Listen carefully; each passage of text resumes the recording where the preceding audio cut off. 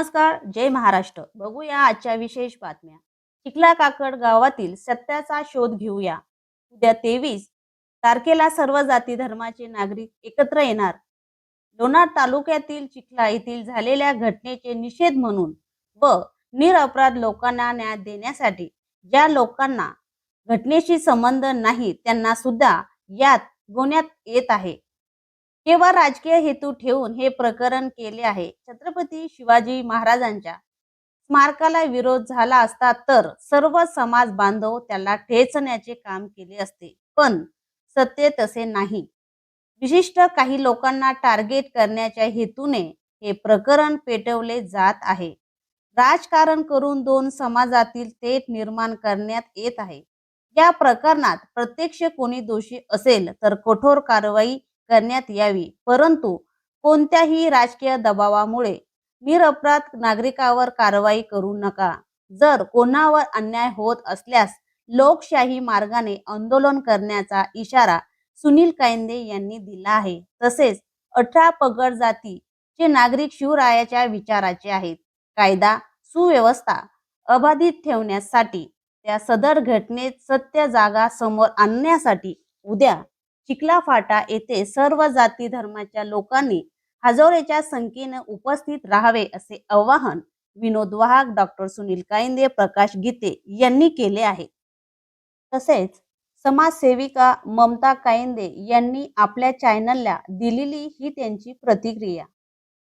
जनतेच्या लक्षामध्ये एक गोष्ट येते का, ताईला जेच मारलेलं आहे, मारलेलं असताना आणि नंतर दुसऱ्याच दिवशी ताईला 1 लाख रुपये बक्षीस भेटतात. कशासाठी?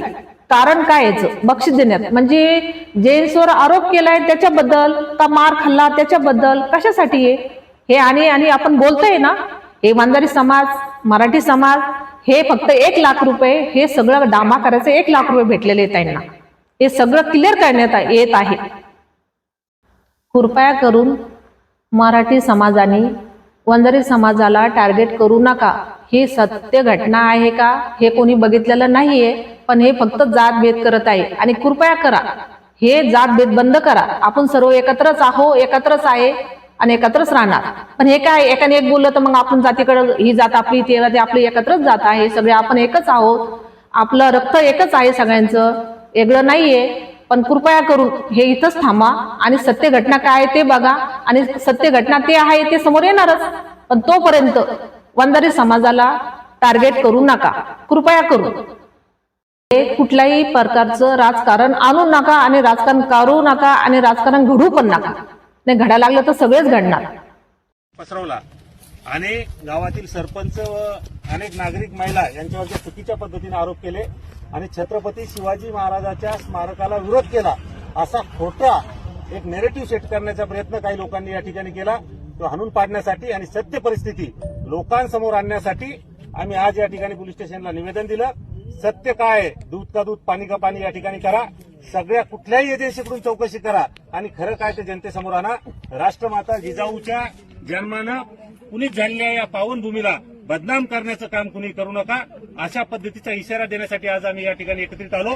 छत्रपती शिवाजी महाराजांच्या स्मारकाला जर कोणी विरोध केला तर सगळ्यात पहिले त्याचे हातपाय तोडण्याचं काम आम्ही करू, परंतु तशा कुठल्याही प्रकारे या ठिकाणी झाला नाही. मुद्दाम जाणून बुजून छत्रपती शिवाजी महाराजांचं नाव पुढे करून स्वतःची राजकीय पोळी भाजण्याचं काम काही लोक या ठिकाणी करतायत. तो हाणून पाडण्यासाठी आज आम्ही निवेदन दिलं. उद्या याच ठिकाणी मोठी सभा होणार आहे आणि सभेच्या माध्यमातून